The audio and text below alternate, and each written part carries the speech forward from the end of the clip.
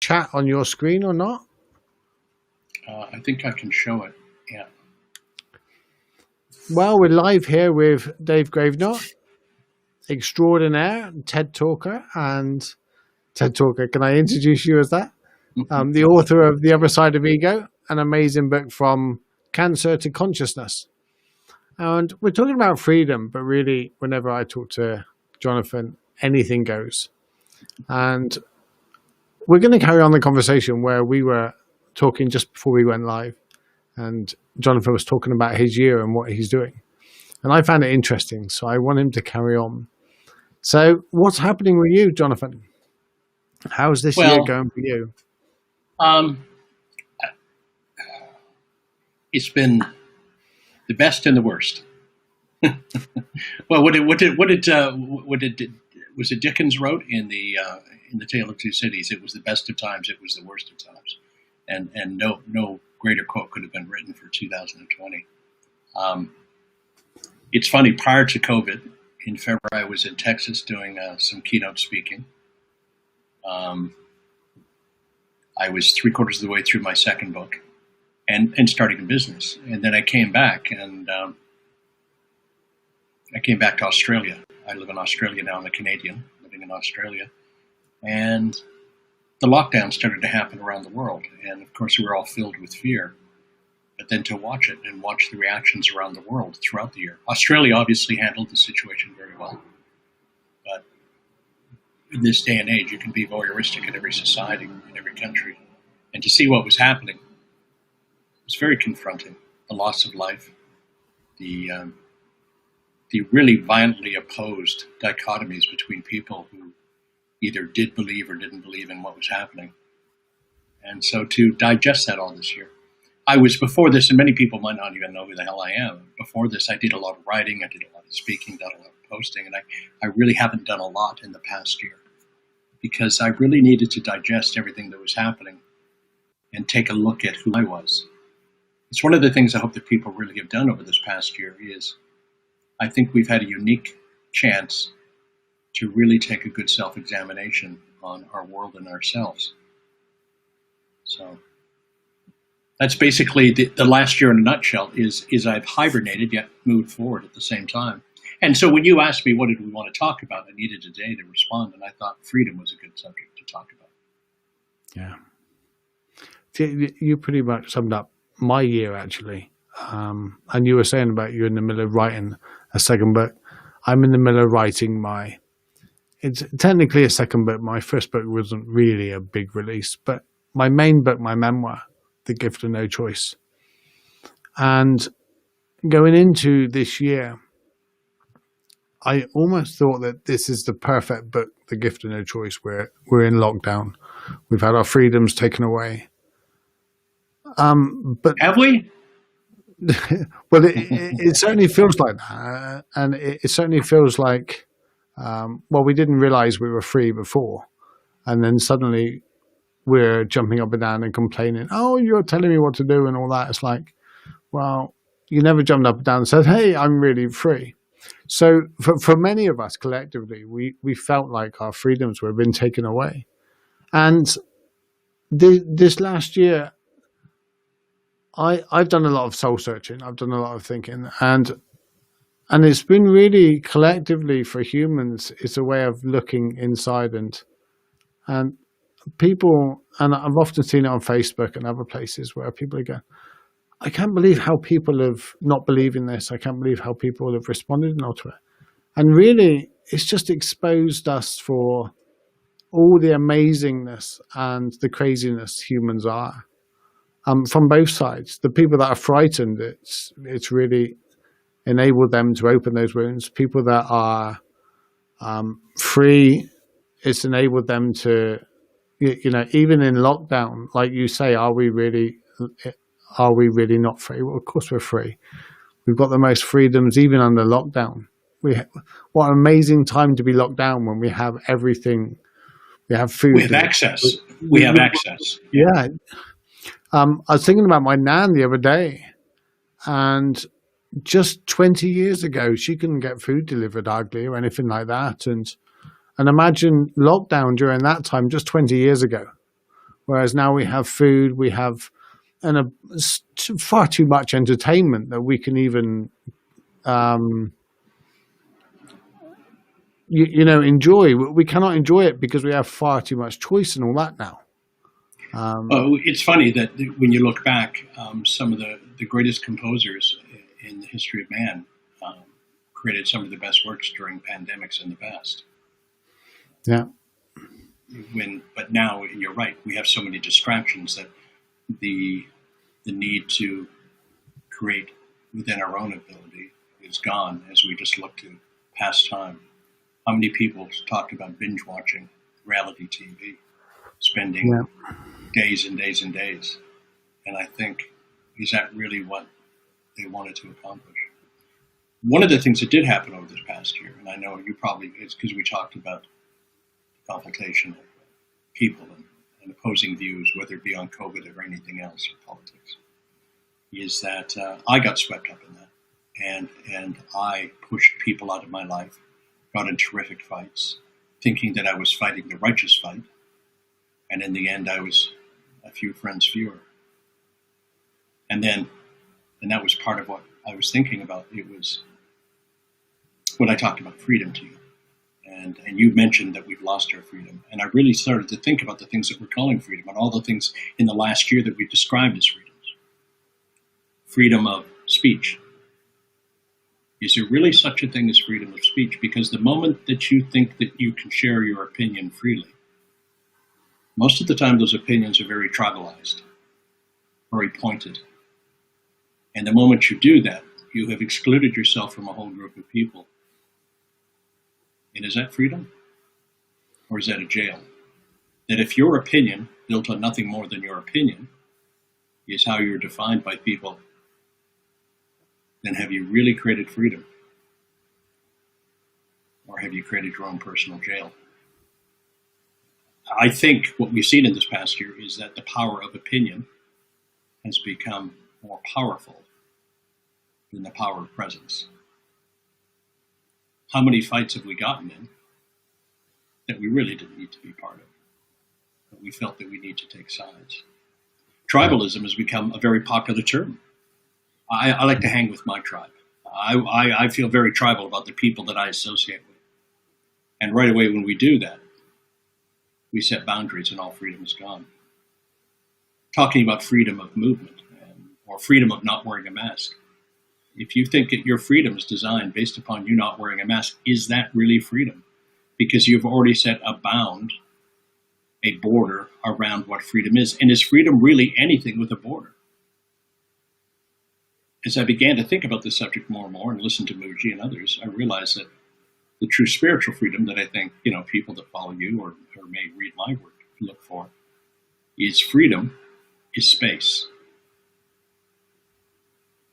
And like in freedom of speech, if you haven't exercised this so-called freedom of speech and you haven't thrown your opinion out, which would push people away or tighten the bounds around you, then you have so much more space.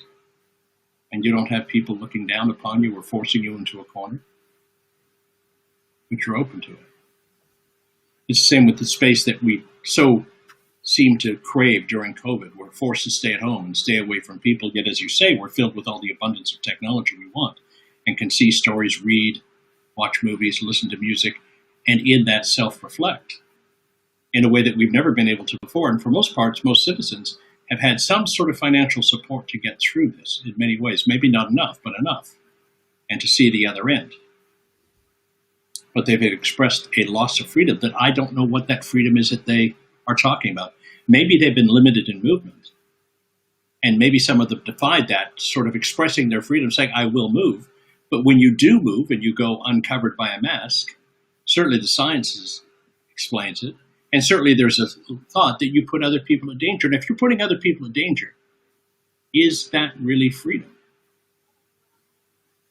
So it's given me a long time to contemplate about what our freedom really is. And something happened a few days ago that made me realize, to me, what it is.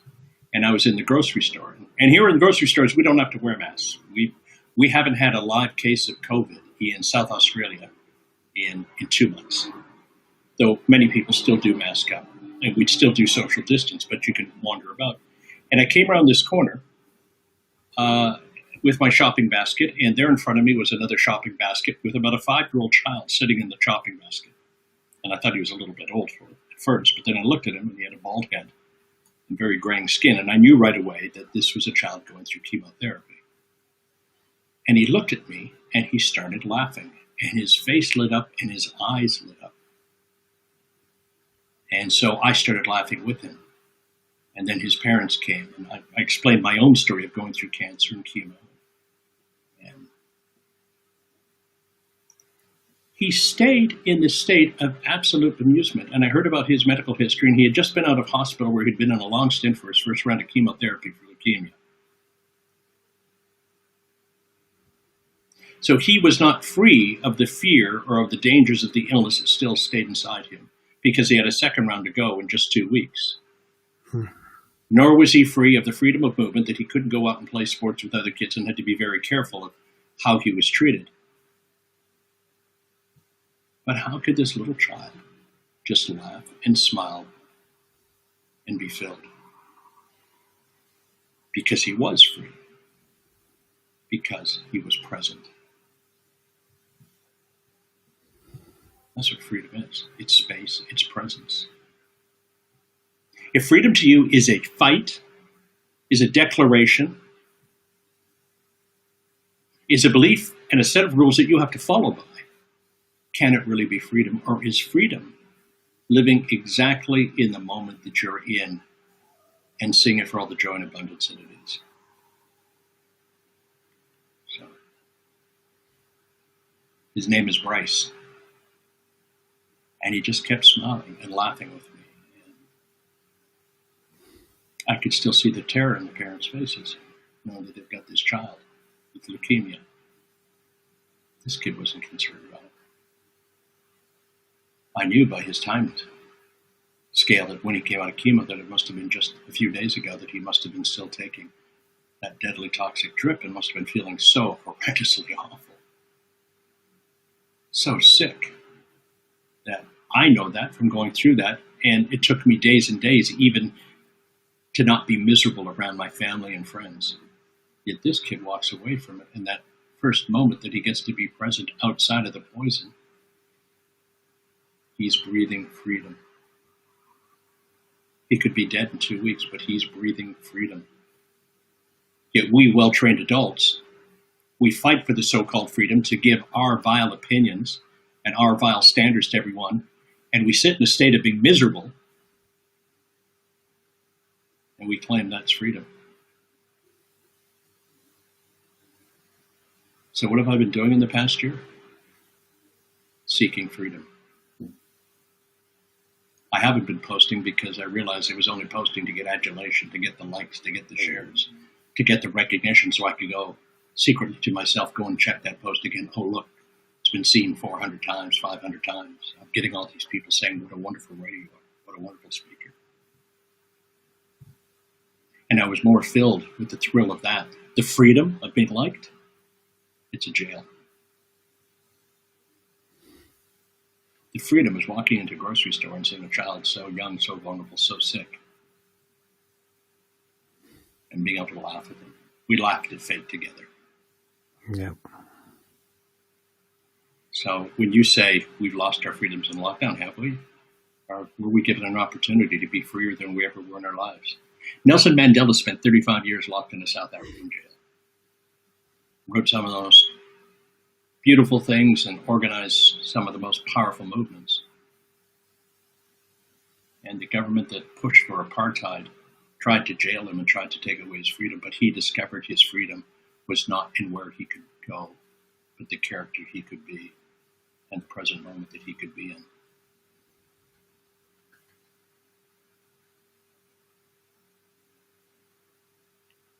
As a thing about how that relates to my life and been paralyzed the way I am. And I've never felt me being paralyzed takes away my freedom. Because it hasn't.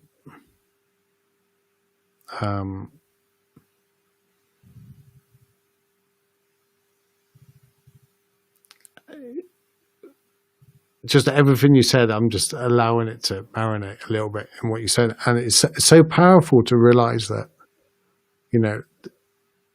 it's not so much the freedoms, but it's the restrictions we put on ourselves of what we think and expect, and what we want and what we need and what we think we need.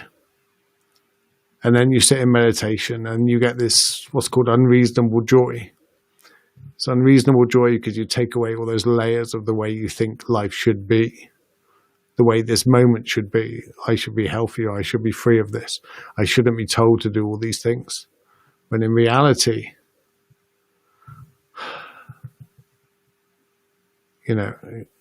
compared to, I've been reading books about the history of Truro, and we very often look at it in such a romantic view of how wonderful it was in these times, the Victorian times, and the wonderful dresses and the wonderful life and all that living. But then when you look deeper, it wasn't so wonderful.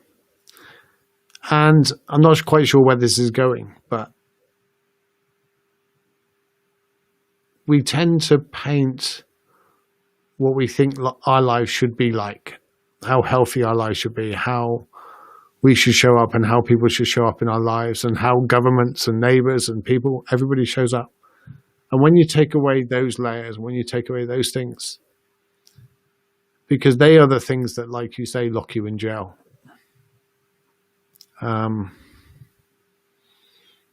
People look at me and go, well, how can he be happy? I want a bit of what he's got. And it's because I realize my being paralyzed isn't the thing that locks me in jail. It's what I do with it, or what I choose not to do with it. And when you were talking, I was thinking of Nelson Mandela before you said about him.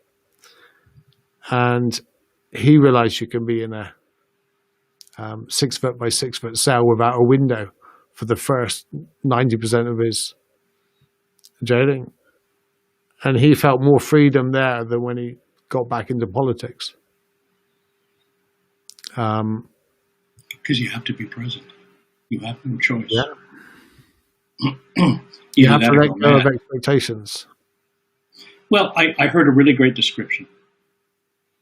All our problems are personal. Say that again. All our problems are personal. It's all tied to the perception that we have of who we think we need to be. And when we're not living up to that, when we think someone's taking away that ideal dream of who we are filled with problems. The being who does not attach to the perception is the being that is free. Attachment is the great evil. Speaking of freedom, we see in the world of capitalism, and this doesn't make me a capitalist, a communist, or anything between, but we believe that the capitalist countries are freer because they allow us to go out and create wealth at any level we want. And we call that freedom. Yet the people I have met in my life who are rich are the most jailed people I've ever met. The happiest, freest people I've ever met have been in the slums in India. The ones that smile, that look at you straight in the eye. Talk to someone who's very wealthy and see if they look at you straight in the eye, or do they look at you sideways, or they look down, or are they unfocused, or they're ready to go into something else immediately because they are on a pursuit of abundance. Not the sort of abundance that would fill them, but the sort of a pursuit of abundance that will fill everything around them and create a bigger wall. So all our problems are personal. Like Bryce, my little 5-year-old leukemia victim friend. He didn't see those as problems. That was just part of his life. All that mattered to him now is he was out and about, riding around in the buggy and laughing at people. That's freedom. So as you became to see, and I'm sure I was thinking about you on this, when you had the accident, you were paralyzed. I can only imagine what you went through your head, because obviously when I got sick, what goes through our head is the end of times. We put a limit on it. You know what's really funny is Most of the people that will watch this and that will listen to either of us have a thought that they are spiritual beings living in a human existence. Yet the greatest fear is death. The greatest fear is death. When maybe the greatest fear should be the quality of the life they lead. When you got over the fear, you didn't look ahead and go, well, in 5 years I can be this even if I am paralyzed. You move forward at every moment, from rehabilitation to everything else, living in the present and finding the freedom in that. And freedom isn't how far you can move your arms or your legs. Yeah. Freedom is the capacity to see all and to have space. And I dare say that people who have had injuries like yourself do gain a certain freedom that the rest of us don't know.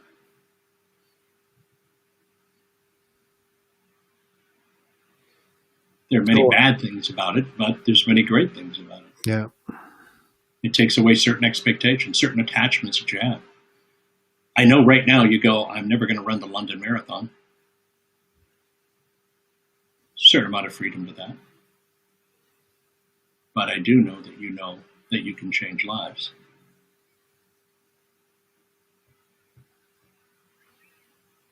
It's recognizing the choice as well.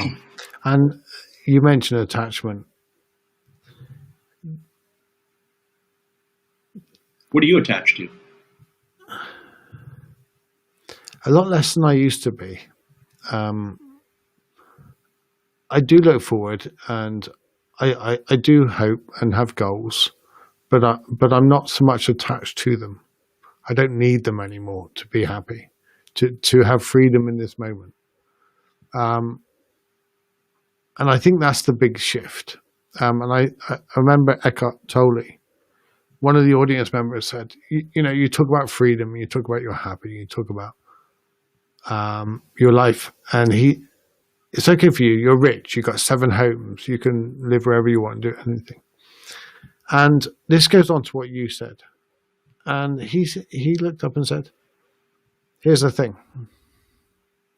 I might have all those things, but I know I can lose all of those things and still be happy. Because I did. And I think my greatest freedom came when I hit my rock bottom. Not so much when I was lying in a hospital bed for several months. I couldn't speak at one point because of my trachea. I couldn't hardly communicate apart from yes, no. My freedom came when I hit my rock bottom at the age of 40, when my ego basically, and that it's often referred to as a dark night of the soul, and I didn't know anything about it at the time. And my ego basically said, do you know what? I'm done with you, Stevie. I have no idea how to make you happy anymore.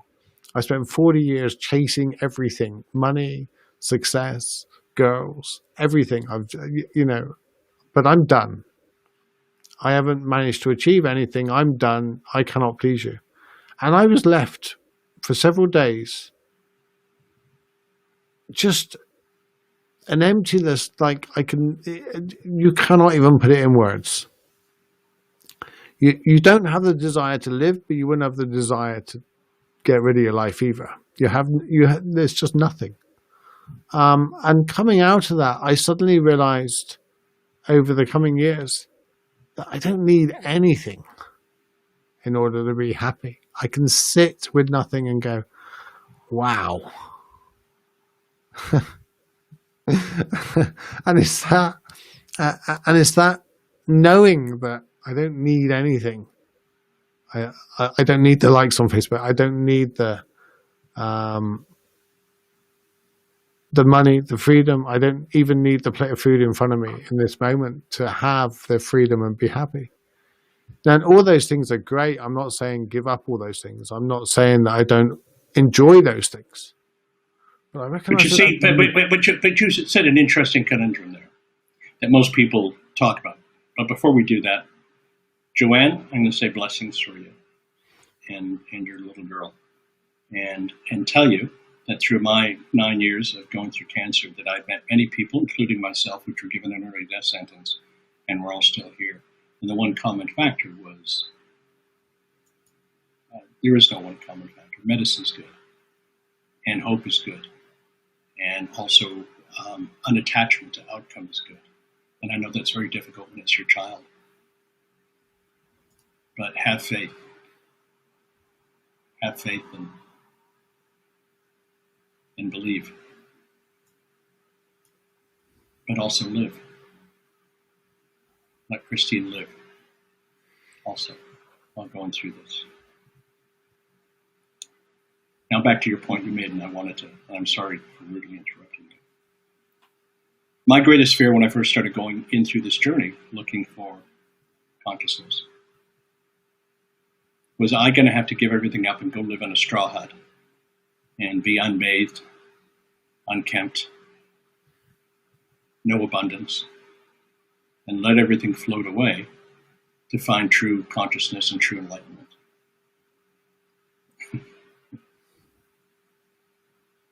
And that fear fed on me not moving closer to a soulful exchange until I came to the realization that my desire for abundance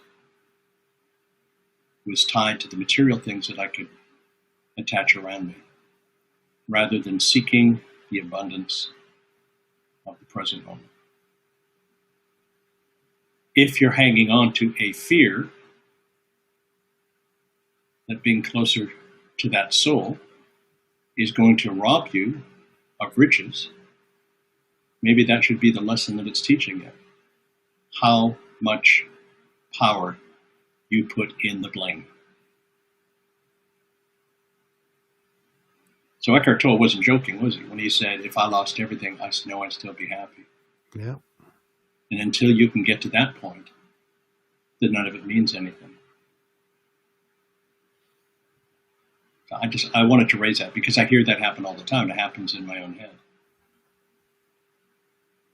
We do not need stuff. No. Our pursuit of happiness has become just that. We chase that because we think we are living without.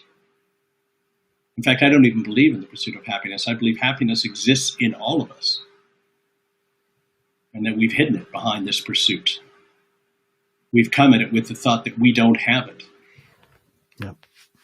Like Bryce, the 5-year-old leukemia patient, through one round of chemo, going to go in for a second, and he's the happiest little fella I've seen in years. And also, why? Because I was open to seeing him and realize that happiness existed within me.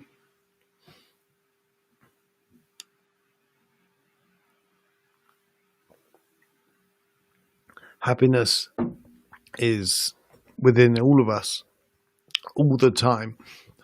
It's not in the concert experience. It's not in the honeymoon relationship. It's not in the buying the new stereo, which very often gives us a great experience. And I'm all for experiences in life. You know, that's one of the greatest things about being human, is to experience things. But recognize that happiness is not in sitting at the front row of the concert, enjoying this incredible evening. That's higher than happiness. And it's a temporary thing. Happiness is, and I often call it, happiness is in the mundane, because it's easier to understand. If you simply just sit, take a deep breath, and just be aware, that's happiness. That is pure joy. For the simple fact that there's a story about a guy was called into a hospital appointment, and he went in there and he was told that he had several. He was quite a miserable, cranky guy, and I don't know if it's true. It's in Jack Cornfield book, but it's a good metaphor, even if it's not true. But he was called into a hospital. He was a cranky guy, not happy with life and all that, quite miserable all the time. And he was called into hospital, and he was told that he only had so long to live, and he had to go through chemo and had to go through all these things. and he was out in the car and he was crying and everything like that. And he phoned his family and couldn't believe it. You know, his life was over and all that. I would love you more. I would do all these things. And then there was a knock on the window, and he ran down the window. And they said, I'm so sorry. We made a mistake. You were not the person that we should have given that news to. You have this, and we can fix what is wrong with you. And suddenly the tears dried up, and he was so happy and ecstatic, and I cannot believe my life is amazing, and everything like that. And the point that Jack makes is, what made him happy? His life was identical to when he woke up that morning. Nothing had changed in his life. And I think happiness and the unreasonable joy and just it's why the Buddha's laughing, because it's there all the time. We just got to take away all the fantasies of life of how things should be. It's our innate nature. It's our true self. This happiness. It doesn't come and go. You know, suddenly when things go wrong, we want to return to the mundane hoovering, and the mundane. We complain about the things we don't like to do, but when things go wrong, we long to do the things we don't want to do. And it's having that perspective of realizing that happiness really is the everyday normal going, and not in the new stereo, not in the new house. They're just great things. Just don't take away those things, but recognize that they will not fulfill you. They're temporary. And they're not needed. Did you see the comment by Sandy? Just had a diagnosis of being cleared of cancer after much soul searching. That's cool. For some reason, I've got to scroll to see the... There you go. Oh, I know that one. I know that hit Joanne. Yeah. Yeah, what was that like when you had that news? Sandy's put that up, and deep bow, Sandy. Oh, so good to hear that. And I've worked with Joanne, and my heart goes out to Joanne as well. And what an experience. I was thinking the other day, and I know you want to hear the answer to that, but I was conflicted. I was filled with guilt, and still wondered if I was the worthy one that deserved to survive it all. And I thought of the little girl that passed away while I was in chemo that I got to know. And other people I knew that didn't make it through the journey. So I was, and still am to some extent, filled with guilt. I was thinking of one other thing in the search for freedom today.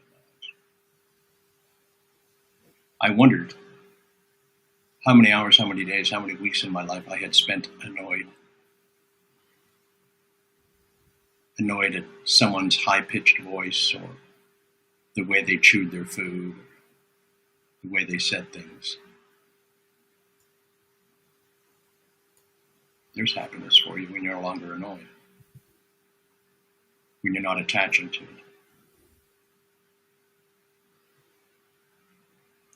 I find it hard talking about my diagnosis and stuff now.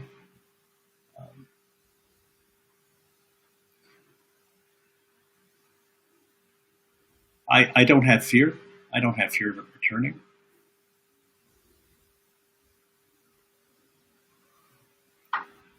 You know, I wrote long ago that while they discovered the cancer in my throat, the real cancer was in my soul. Yeah. And I'm not so sure that's gone. Do you think it can ever go?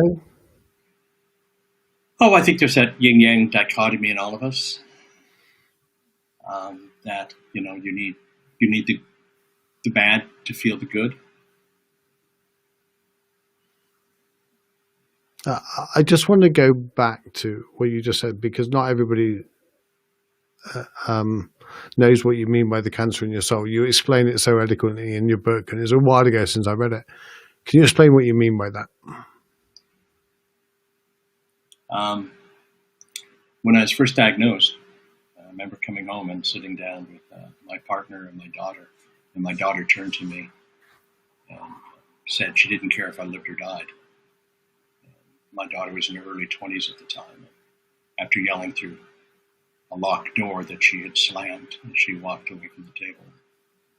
I went through a lot of soul searching and realized why I had provided a growing up of abundance, moves around the world, an exciting lifestyle. And her dad worked in TV, and that I couldn't remember the last time I had held her or told her I loved her or said I was proud of her. And then I started to look at my life as an abject failure. That I had achieved a lot of things a lot of people dream about. Yet when you stand on that edge of the cliff, you don't know if you're going to be pushed or you can scramble back.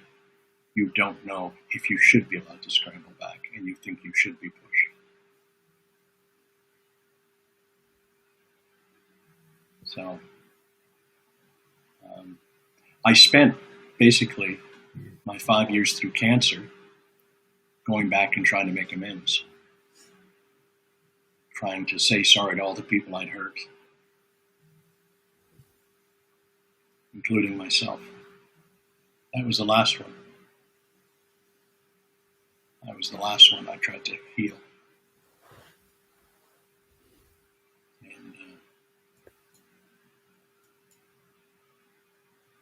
And how do you measure that? The memory is long, even when life is short.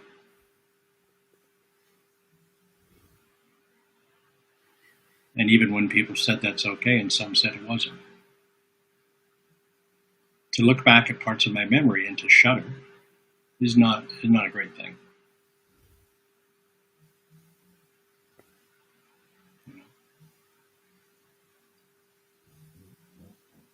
I don't know how to put it. You know, we all have opportunities in life, and maybe part of this freedom that I seek is freedom from the actions of the past, and maybe I should. And maybe that's what makes me introspective.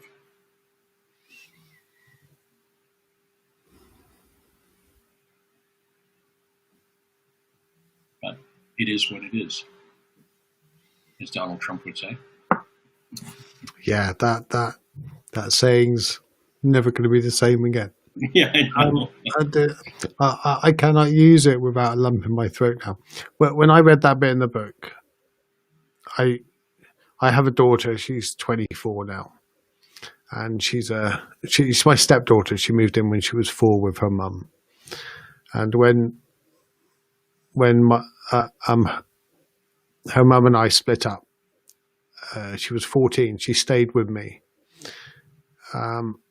What a wonderful gift that was, that she stayed with me. She was, perhaps I should not have leaned on her quite so much as been my anchor, but she was. And I can remember it was only once in her life that she ever said this to me, that you're not my dad, you can't tell me what to do.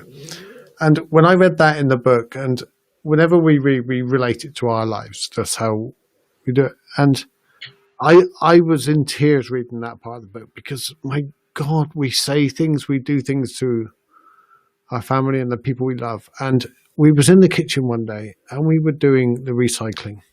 When I say doing the recycling, she was having all the boxes now out on the floor and I was telling her how to do it. She was about, 10. And she wasn't doing it in the way I wanted and thought it should be done. There's the British in you. holy crap. She wasn't breaking apart the boxes the way I thought it should be done. That is a statement that would just eat me up now, to think that it was that damn important. And I was screaming at her and she was crying and I was telling her, you're doing this deliberately to wind me up. How dare you? How dare you jump on the boxes? And my God, I shut her. And in the end, I can't remember whether I sent her upstairs but she stood in the doorway and she looked up and goes, "You can't tell me what to do. You're not my dad." And just to think that I was screaming and shouting at her because boxes were not, you know, not pulled apart in the way they should be. And we do those things and we make those mistakes in life and we live with them and we revisit them and we're reminded of them. And there's the gel in it.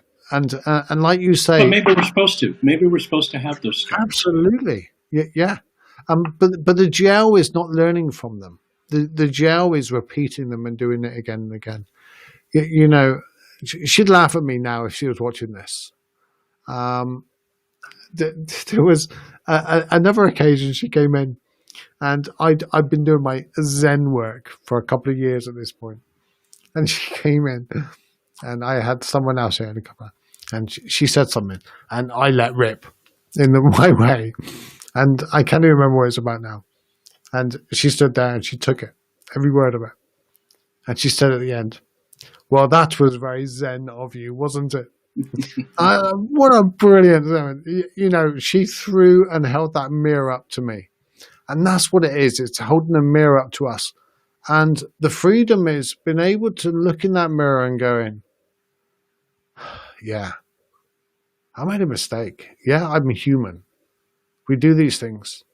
And the freedom is learning from it and realizing that we're deeply flawed. But that's okay. You know, there's nothing wrong with that. It's, are we going in the right direction? Are we learning? Are we learning to open and love, understand? And that's what's given me the freedom, is just understanding others, understanding my actions and the cause and effect of my actions, my words. Do I still fuck up? Yes. You raise a really good point, because I would think the two greatest lessons I learned going through cancer and the two greatest lessons towards freedom are learning to admit I'm wrong and then learning to say sorry. Yeah. That, how many of times in my life I carried on with something that I knew was wrong, but I did not want to admit I was wrong.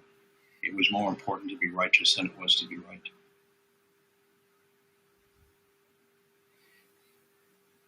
How much weight does that carry? I think it's part of what caused my cancer. Yeah.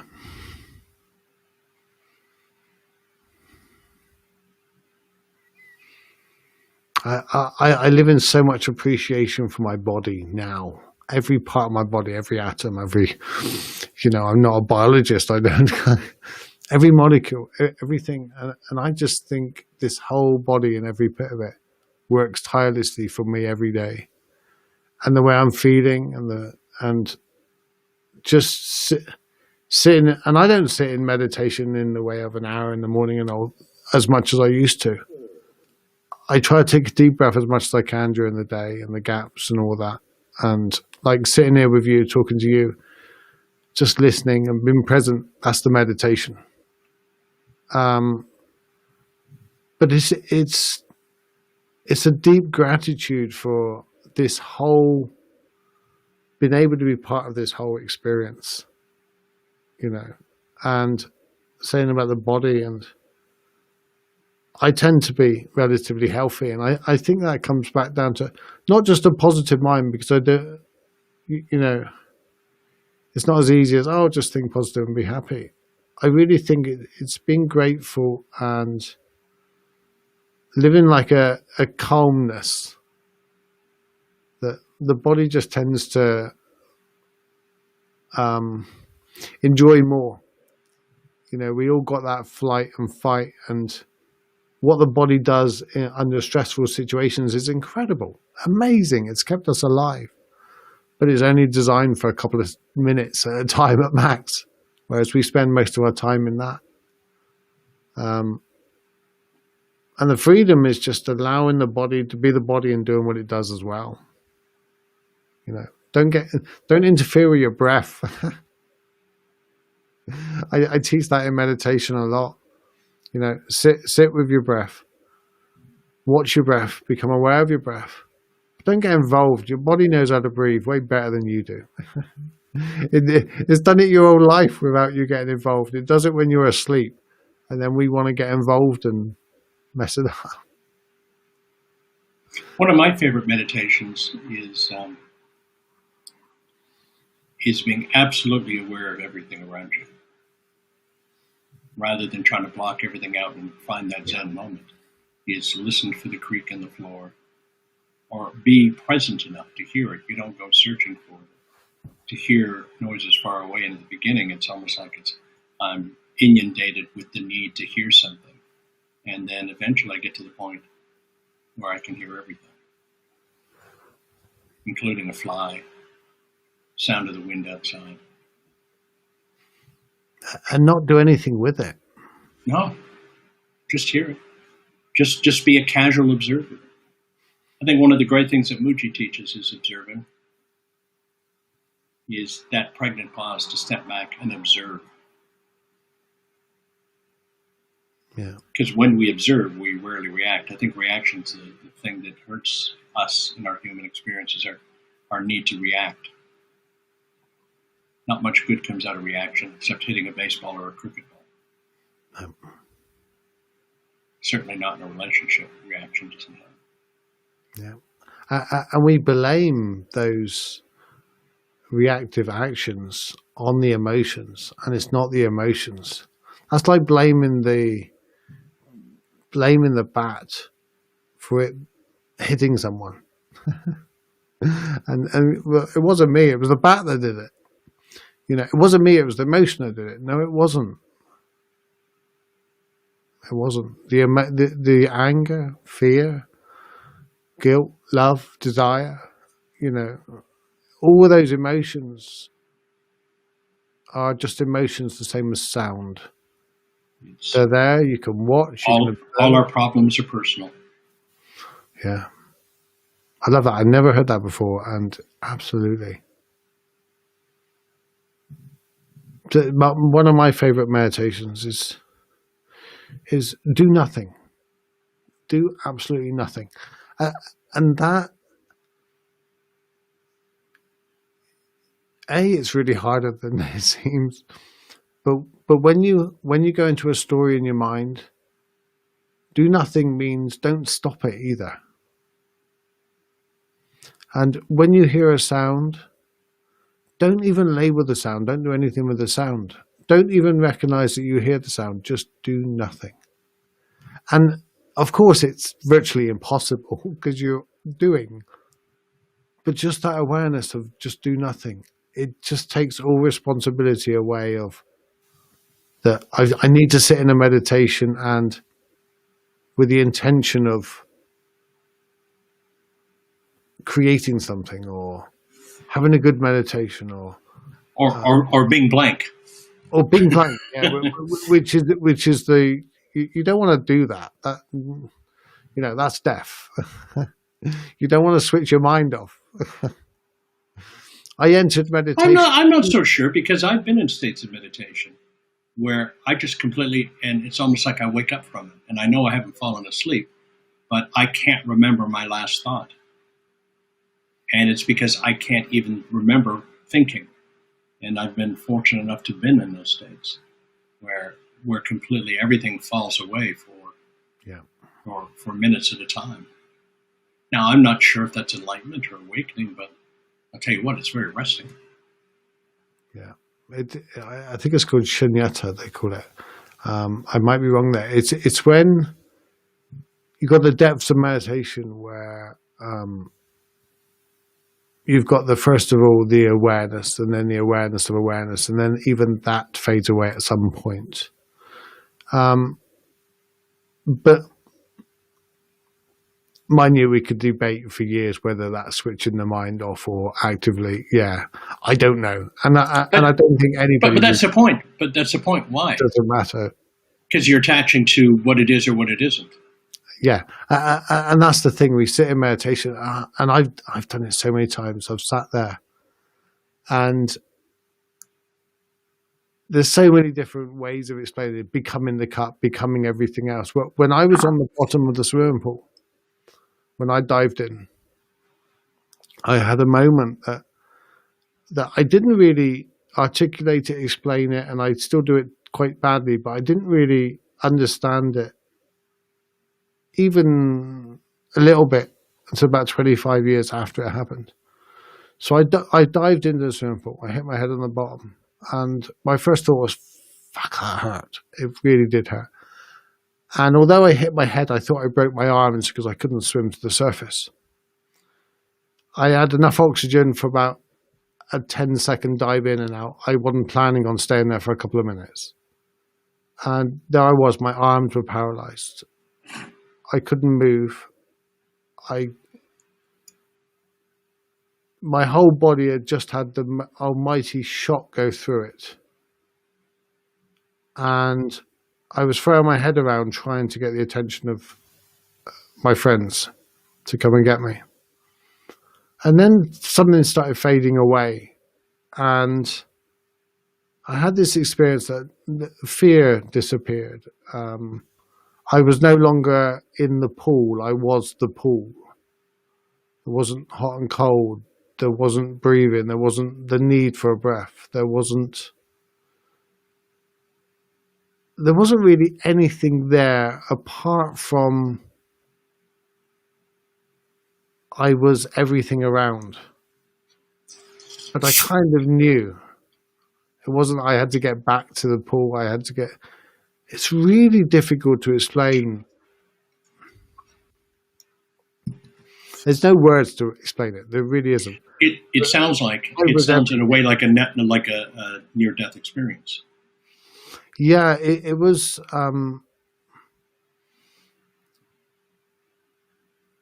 It was almost like a complete presence, but without any. There was no emotion. There was no, "Oh, this is wonderful" or anything like that. That there was no. And then I came back, and there was no time. There was no things. There was. And I've sat in meditation sometimes to try to go and recreate that. And of course, it never happens, you know. So when I sit in meditation now, I tend to not attach anything to the outcome of the meditation. Just be there. And if sounds come in, have the sounds. If feelings come up, have the feelings. And that way I have deeper meditations than I ever did when I was trying to be something in meditation. And I think meditation has a bad rap to be in some ways because it's misunderstood as this wonderful, calm experience. If you want to calm down and have a wonderful, calm experience, go and run a bath, light some candles, whatever you want to do. Like have some lavender or incense lit or something like that.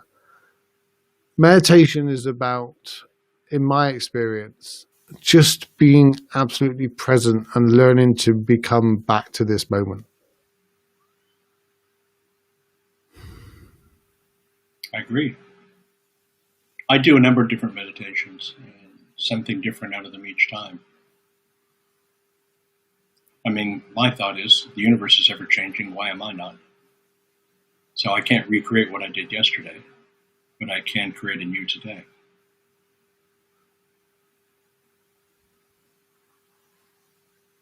The universe is changing. Why am I not?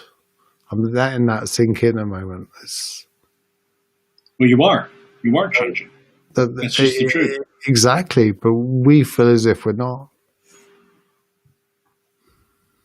That's because we're living in the perception of who we think we are rather than just being present with who we are. We all have this perception. When we teach it to the kids, we steal it from our children, who are born without a perception and just are and laughing and giggling or crying when they're hungry. And then, as soon as they can talk, we're teaching them tasks, telling them as they get older they need to have a purpose.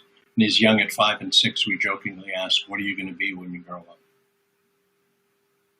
Filling them with a perception of something they need to be, rather than just letting them be. Yeah. Jumpo, one of my teachers, the one that really broke through the understanding meditation to me. He asked the question in the Mondo dialogue. He asked the question: is it possible to purely listen without thought, without going anywhere, labeling? And he asked that question as a koan. And koans are something you have to experience and understand in order to get to the answer, which I'm sure you're aware. And I love that question, and sitting with that. Is it possible to just purely listen? Yes. Without doing anything with the sound? Yeah. I believe it is. Yes. But you have to go there to know the answer to that. And I have been there a few brief times. And the only way I know to get there is to not attach to anything. It's when you attach to something that the mad monkey mind takes over. Yeah. And it's never far away. Well, as long as you associate, as long as you attach to it. Yeah. But it is. I mean, it's funny that spirituality has become a 3-step program in many ways. And I think what a shame that is, because the greatest teachers of our life, the one constant they all teach is practice, practice, practice. It's like meditation. I mean, I tried it once. Well, I tried throwing a baseball once, and that wasn't very good. And then after I'd thrown it 1,000 times, I was pretty good. Yeah. I tried it. Why should it be any difference? It's getting attached to the outcome of what you want the meditation to be. You know, to me, the whole spiritual journey is to suffer less. Not to feel less. You know, I want to feel more. But isn't it still all attached back to that same thing? That all our problems are personal. And the moment that you attach to the personal to the perception, you will suffer. But through the meditation or through the returning to the present moment and seeing things for what they are. It is what it is. Whatever's arising, love that. What is? The ability to get there requires rewiring the brain to some degree. And that's what meditation does. Mm-hmm. It enables us to, I don't have to do anything with this moment. I don't have to do anything with this asshole that's just cut me up in the road. Well, they may not be an asshole. They may have made a mistake just like we do. You know, but how about the step further past that? Someone cuts you off and you just accept it. Yeah. Don't even go through the debate. Because is it really worth that? I mean, you're going to get cut off 100 times in a month. Yeah. Can you imagine not being that involved? Yeah. And that's what meditation does. It increases the gap between what arises and what you do with it. That there is a gap, and that as you speak is the witness. It's the observation. It's that pregnant pause. It's that seeing yourself from yourself. So if you're seeing this, then who is seeing you seeing it? Yeah. It can be you if you're aware of it. Well, the true you. Yeah. Who is the true self? And you don't know the true self because you cannot ever step outside of that true self. The true self is not the person you can witness, not the thoughts, not the feelings, emotions, because they're what witnesses. And the answer to, or in my experience, the answer to who is the true self, well, I don't know. But I know what it isn't. Rupert Spear says a brilliant question, and I think it's the most wonderful question for becoming the witness, and that is, am I aware? And you can say, am I aware of my feet? Well, you've got to become aware of your feet. Am I aware of this conversation? Yes, I'm now aware of this conversation. So you become aware of the object, or am I aware of my thoughts? No thoughts suddenly. But when you just ask the But question, how can you ask that question and not have thoughts? well, the thoughts is an individual thought coming up. So the thought is, am I aware? So if you ask the question, am I aware? Like if I ask you now, are you aware? And what's then? But to answer the question, you have to become aware, but not aware of an object, a sensation, or you just become awareness itself. And it points and it cuts right through so much of the noise. And I'll ask myself sometimes when I'm getting a little reaction, am I aware? And it just immediately breaks through, and it gives you that gap.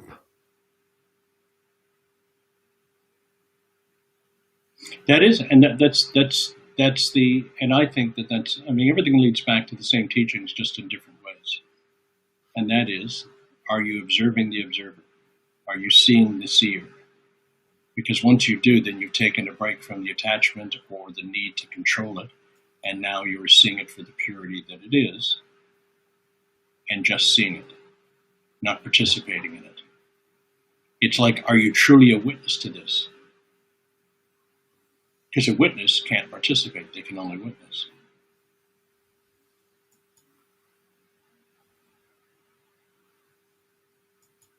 I'm kind of aware that when I put up these comments, it covers your face.